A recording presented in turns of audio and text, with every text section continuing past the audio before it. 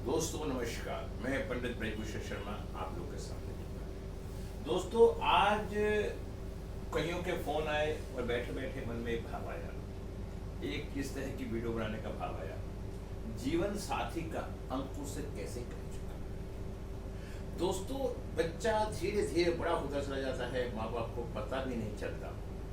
जब जैसे ही वो 20-18 से की उम्र क्रॉस करता है तो हर माँ बाप के मन में चिंता शुरू हो जाती है कि बच्चे की शादी करना। अब वो शादी के लिए वर का चुनाव करने के लिए घर से निकलता है। जब वो चुनाव निकलता है तो वर कुछ रिश्तेदारी में, कुछ समाज में, कुछ इस तरह की संस्था बनी है, उनके द्वारा वो रिश्ते का चुनाव करने के लिए निकलता है।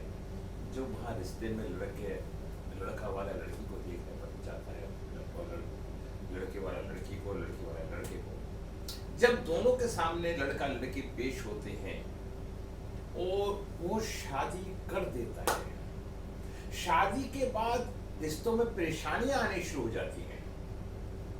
फिर वो ज्योतिषियों के पास, विद्वानों के पास जाते हैं तो सब कहते हैं कि आपने शादी का कोई मिलान करवाया था? तो वो कहता है नहीं नहीं, मैंने तो कुछ नहीं करा। तो फिर वो बड़ी दुविधा में फंस जाता है और धीरे धीरे समस्याएं बढ़ती चली जाती हैं, या तो तलाक की स्थिति आ जाती है, या लड़का ही लड़की में से लड़की सुसाइड तक कर लेती है। बहरहाल एक अच्छे भले परिवार के अंदर एक विघन पैदा हो जाता है, समस्याएं पैदा हो जाती हैं, लेकिन हम इस विधा को सीख नहीं पाते, जान नहीं पाते इसके पीछे कारण क्या होता है। दोस्तों हमने बड़े बारीकी से जब अनुभव करा, मैं ये भी बताना चाहता हूँ कि शादी आप परेशान भी हो जाते हैं। कई बार बच्चे की उम्र बढ़ती चली जाती है और कभी हम छोटी उम्र में शादी कर देते हैं और शादी के बाद परेशानियां बनने शुरू हो जाती हैं और वो समाज को नहीं बता पाता, समाज के इज्जत और बेइज्जती के भयभीत होकर। जबकि सच्चाई यह है कि एक मंगली बच्चे की शादी 28 साल से पहले नहीं करनी चाहिए।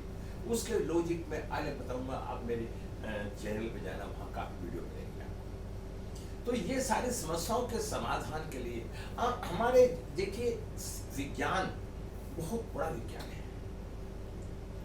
लेकिन विज्ञान ने आज तक उन सब बातों को नहीं ढूंढ पाया जो हमारे ज्योतिष विज्ञान ने पहले ही ढूंढ कर रखे। हम बच्चे के जन्म होते ही बता देते हैं कि इन अंकों वालों के साथ, इन नंबरों वालों के साथ, इन नाम वाले व्यक्तियों के साथ इस व्यक्ति की, बच्चे की शादी मत करना। यदि शादी करोगे तो परेशानियों का सामना करना पड़ेगा। दोस्तों हर आदमी अच्छा चाहता है, फिर वो बुरा क्यों होता है? हमारे प्रारब्ध हमारे सामने आते हैं, हम प्रारब्ध को नहीं बदल सकते, लेकिन यदि हमें इस चीज का ज्ञान हो जाए कि हमारे बच्चे का नंबर या हमारे बच्चे का अंक क्या है और इस अंक की किस अंक वाले से शत्रुता है, तो कम से कम हम अपना भाग्य तो नहीं बदल सकते, लेकिन हम अपनी सोच के अनुसार अपनी मानसिक स्थिति को बदल के उस कार्य को सही करने का प्रयास कर सकते हैं। दोस्तों वीडियो लंबी हो जाती है, मैं आप लोगों से एक ही निवेदन करूंगा, अगर वीडियो देखनी है तो शुरू से लेकर लास्ट तक देखना, और वीडियो नहीं देखनी तो मत देखना। इसके अंदर कोई जादूगरी या डमरू बजाने वाला खेल नहीं है, मात्र एक लॉजिकल है। जब बच्चे की शादी हम करते हैं, लाखों करोड़ों रुपए खर्च करते हैं और पता चलता है कि 10 दिन के अंदर बच्चे का तलाक हो जाता है, तो हमारे पे रोना आ जाता है और माँ बाप भी दुखी, मोहल्ले पड़ोस वाले भी दुखी, और जिनकी शादी होती है वो भी दुखी हो जाते हैं। क्या कभी इस बात में जानने का प्रयास किया इसके पीछे क्या लॉजिक है? कोई कहता है इसके पुराने कर्म ऐसे थे। अरे पुराने कर्म तो जैसे थे या नहीं थे, क्या हमारे वर्तमान कर्म खराब नहीं है? क्या हमारी सोच खराब नहीं है? हम पैसे कमाने में लगे हुए हैं, हम ये केयर ही नहीं कर पा रहे हैं कि बच्चे की कौन सी कुंडली दिखवानी है, क्या दिखाना है, कैसे करना है। हमारा जो शास्त्र है, वो हमारा पुराना शास्त्र जो ये बताता है कि मैचिंग गुण, मैचिंग मिलान करने के आधार पर अगर शादी करती हैं तो हमारी शादी सफल होती है। शादी कर दी बच्चे नहीं होते, शादी कर दी लड़की का रहन सहन अलग, लड़के का अलग। विवाद का कारण क्या है? तलाक क्यों हुआ? अगर किसी से पूछे विवाद कुछ नहीं और फिर भी तलाक। तो दोस्तों हमारा शास्त्र, हमारा गणित हमें को ये पहले से अवगत करवा देता है। इस पृथ्वी पे जो भी क्रियाएं होती हैं, ईश्वर ने एक ऐसी व्यवस्था बना रखी है, उसका इंडिकेशन पहले ही कर देता है। और जो लोग बुद्धिजीवी, पढ़े लिखे, समझदार होते हैं, वो उस ज्ञान का अध्ययन करके उस समस्याओं से बच जाते हैं। और जो इस अपने बुद्धि का सही इस्तेमाल नहीं करते, वो लोग दुविधाओं में फंस जाते हैं। दोस्तों ये सारी वीडियो बातें करने की ज्यादा है, बातों से समझाने की ज्यादा है। अब बात आती है कि सर आप वैदिक के अपने पहलू हैं। वैदिक और न्यूमरोलॉजी कोई अलग नहीं है। 9 ही ग्रह वहां काम कर रहे हैं और 9 ही ग्रह यहां काम कर रहे हैं। हमारे शादी को मैच करने की कई विधियां हैं। हम वैदिक के अनुसार गुण मिलान करते हैं तो उस पर 18 गुण का मिलान होना अनिवार्य है। यदि 18 गुण नहीं मिलते हैं तो हम उस स्थिति में शादी का मैच करने के लिए मना कर देते हैं और हम फिर भी शादी करते हैं। कुछ लोग कहते हैं अजय पंडित जी का क्या, वो तो अपना पैसे कमाने के लिए करते हैं, उन्हें तो 10 रुपए दो, 100 रुपए दो, 1000 रुपए दो, तो आप जो रिश्ता ना होता उसे भी कर देते। कुछ लोगों की नकारात्मक सोचें होती हैं, इन तथ्यों को जानने का प्रयास नहीं करते हैं। अगर हम गलत काम पंडित से करवाते हैं तो उसके जनक भी हम ही हैं। दोस्तों हम ना कर्मकांड करते हैं, ना पूजा पाठ करते हैं, ना हम शादी फेरे करवाते हैं। हम उन ब्राह्मणों में से नहीं हैं। हम आपको सही सलाह देने के लिए आए हैं। पहला विधि तो हमारी यह है कि हम शादी के गुणों का मिलान करें, मैच करें।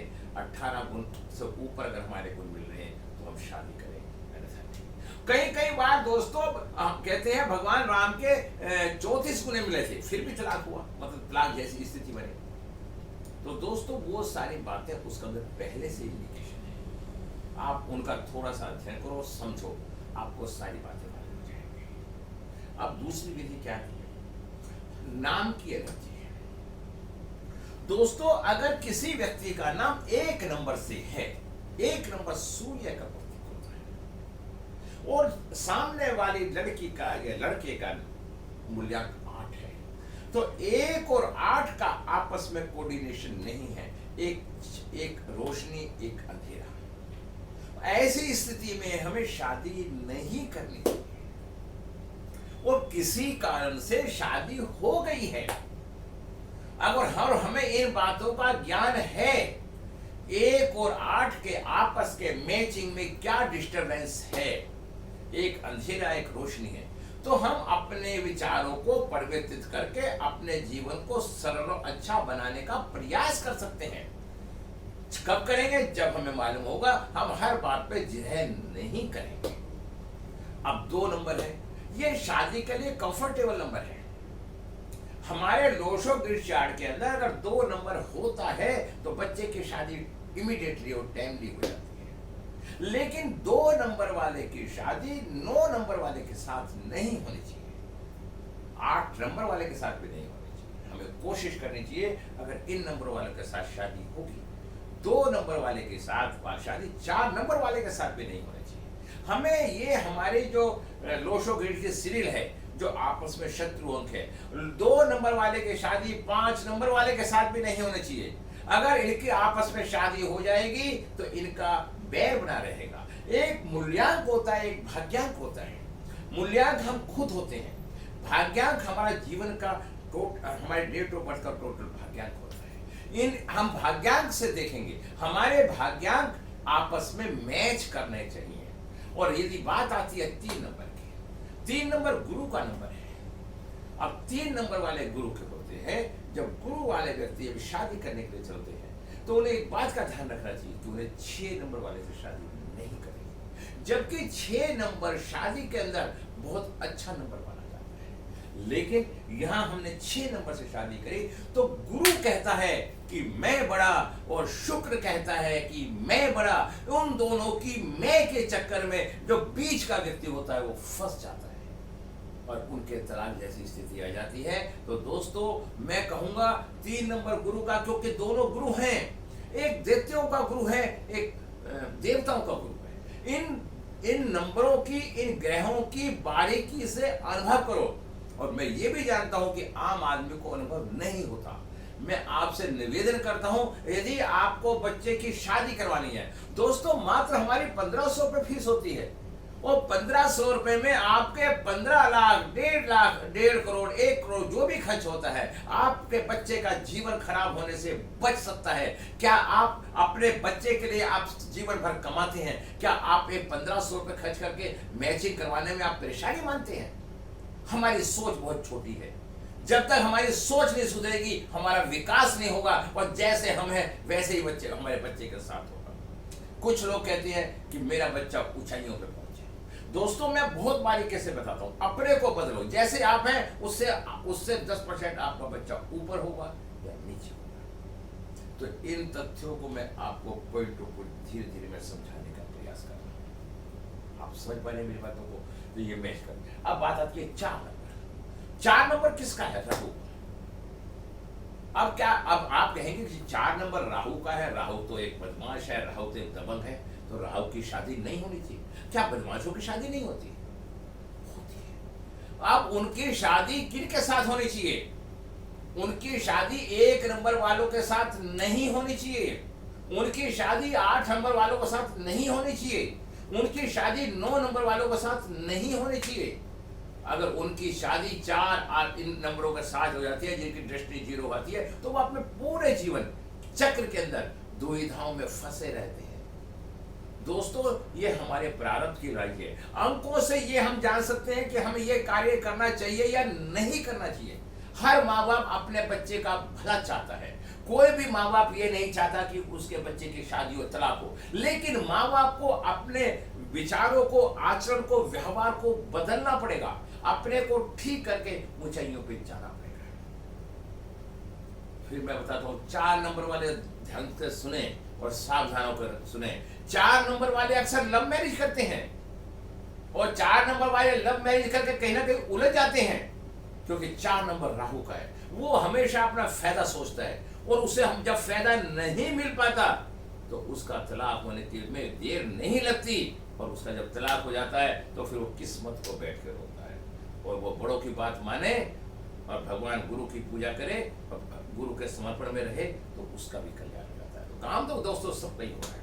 5 नंबर वाले की एक शादी बड़े कंफर्टेबल मानी जाती है।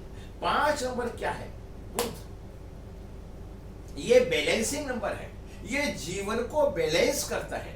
अगर आपकी 5 नंबर वालों के साथ शादी होती है, 5 नंबर वाला शादी करता है, तो अगर भाग्य हमारे 5 है तो समानता रहती है। इनमें हमें एक बात और भी देखनी पड़ती है दोस्तों, कि अगर हमारे पास एक के पास अंक है, एक के पास नहीं है, उनमें समानता बनी रहेगी। कभी कभी दोनों के पास एक अंक की मात्रा ज्यादा हो जाती है, अति हो जाती है, तो वहां भी तलाक जैसी स्थिति उत्पन्न हो जाती है। हमें एक अपने ज्योतिष से, न्यूमरोलॉजिस्ट से एक बार सलाह कर लेनी चाहिए, क्या ये शादी करें या ना करें। फिर मैं आपको कहना चाहता हूँ। और 6 नंबर तो एक शादी का ही नंबर है। 6 नंबर लग्जरी, विलासता, सुख, शादी का कारक है। शुक्र तो खुद ही शादी का कारक है, तो उसमें तो कोई परेशानी आती ही नहीं। 5 में अब बात आती है 7 नंबर की। 7 नंबर वाले थोड़ा सा क्रिटिकल होते हैं, रिसर्चिंग नेचर के होते हैं, हर काम की गहराइयों में जाते हैं, हर काम की बारीकी में जाना चाहते हैं। वो ये जानना चाहते हैं कि ये सही है गलत है, किंतु परंतु के चक्कर में इन लोग के रिश्ते निभ नहीं पाते, लंबे समय तक चल नहीं पाते। अब बात आती है 8 नंबर की। 8 नंबर क्या है? शनि। शनि, हर आदमी शनि से डरता है, शादी से डरता है। तो मैं ये कहना चाहूंगा कि 8 नंबर वाले, क्या 8 नंबर वालों की शादी नहीं होगी। मात्र इतनी सावधानी रखें। देखिए 8 के बाद क्या आएगा? 9। 8 का 9 से ही मैच नहीं करता, और 9 के बाद क्या आएगा? 1 से ही मैच नहीं करता। तो क्या वो कोई बच्चा इतनी देर तक कुंवारा रहेगा? रिश्ता होते ही माँ बाप, लड़का लड़की ये चाहते हैं कि चट मंगनी और पट विवाह ऐसा करना चाहते हैं। तो ऐसी स्थिति में 8 नंबर वालों को 8 नंबर के एंड में शादी कर लेनी चाहिए, मैं ये बताना चाहूँ। और 9 नंबर मंगल का आता है, इससे आदमी को बच के रहना चाहिए कि 9 नंबर वाले को शादी होने को आता वो करना चाहिए। दोस्तों, अब मैं आपको ये मैंने आपको तरीका बताया। मैं एक चार्ट भी है मेरे पास दोस्तों। मिलान की एक अंक सारणी होती है, उस अंक सारणी में 1 से लेके 9 नंबर तक ऊपर की लाइन में लिखी होती है। और 1 से लेकर 9 नंबर तक नीचे की लाइन में लड़की के लिखे होते हैं। अब जो मूल्यांक भाग्यांक लड़के का है और जो भाग्यांक लड़की का है उससे मैच करके देख लीजिए। यदि उसके अंदर 50% से ऊपर आता है तो एक अच्छा वो है। मैंने क्या बताया, उसका अगर 50% से नीचे है तो विवाह अशुभ है, 50 से 60% में है विवाह सम है, और 60 से ऊपर है तो विवाह शुभ है, और 70, 80, 90 है तो विवाह एक्सीलेंट है। अब हमने एक मैचिंग बनाया यहाँ पे, मैं मैचिंग बनाने के बताता हूँ। एक विधि ये भी है दोस्तों मैचिंग करने की। अगर किसी के पास, आपने शाहरुख खान जी का नाम भी सुना होगा, आप कोई भी कर लो, इससे कोई फर्क नहीं पड़ता, और जो भाग्य में लिखा है वो भी होगा, लेकिन हमें अपनी तरफ से काम को ठीक करने का प्रयास करना चाहिए। तो ये शाहरुख खान जी की डेट ऑफ बर्थ है, देखिए मैंने एक डेट ऑफ बर्थ निकाली है, 8/10/1970, गोरी खान। ये गोरी खान की है, शाहरुख की पत्नी की। और उसके बाद आते हैं शाहरुख खान की, इनकी डेट है 2/11/1963। देखिए इनके 5 साल का इनका उम्र फर्क है। अब हम न्यूमरोलॉजी के आधार पर देखते हैं, तो अब शाहरुख खान जी का भाग्यांक 2, मूल्यांक 2 और भाग्यांक 7 आता है, और गौरी जी का मूल्यांक 8 और भाग्यांक 8 आता है। हम 8 को अशुभ मान रहे हैं, लेकिन हमने इनमें क्या समानता देखी। जो शाहरुख जी खान जी के कुंडली ग्रिड में नंबर है, वो नंबर गौरी जी के उसमें नहीं है। इन दोनों का जो ट्रांसफर हुए नंबर, गौरी जी के नंबर में जो नंबर आते हैं 22 उनके पास है, शाहरुख खान के पास जो शादी का नंबर होता है, कारक होता है 2256 है। तो ये जिस भी लड़की के साथ शादी करेंगे, अगर उसके पास 2256 नहीं होगा तो उस लड़की से शादी इनकी निभ जाएगी। तो गौरी जी के पास 2 भी नहीं है, 5 भी नहीं है और 6 भी नहीं है, तो 256 इन्हें शाहरुख खान जी से मिल गया। अब शाहरुख खान जी के पास 438 नहीं है, राजनीतिक नंबर नहीं है, तो ये 8 नंबर इन्हें गौरी जी से मिल गया। तो इनका मैचिंग आपस में बढ़िया बैठ गया, और इनका मैचिंग आपस में अच्छे होने से इनका एक शादी की लाइफ अच्छी और बढ़िया चल गई। तो ये मैं आपको एक बात समझाना चाहता हूँ दोस्तों, इसको ये मैं स्क्रीन पे डाल दूंगा और आपको बता दूंगा। जब हमने इनका कॉम्बिनेशन देखा मिला के, ये हमने इनका चार्ट बनाया, तो इन पर 951। दोस्तों मैं आगे एक बात और बताना चाहता हूँ, कुछ मिलान हो या ना हो, अगर किसी व्यक्ति का किसी भी कुंडली में 951 है, अगर वो चाहे तो वो आसमान से भी सितारे तोड़ के ला सकता है, हर बुरे काम को बिगाड़ के ठीक कर सकता है।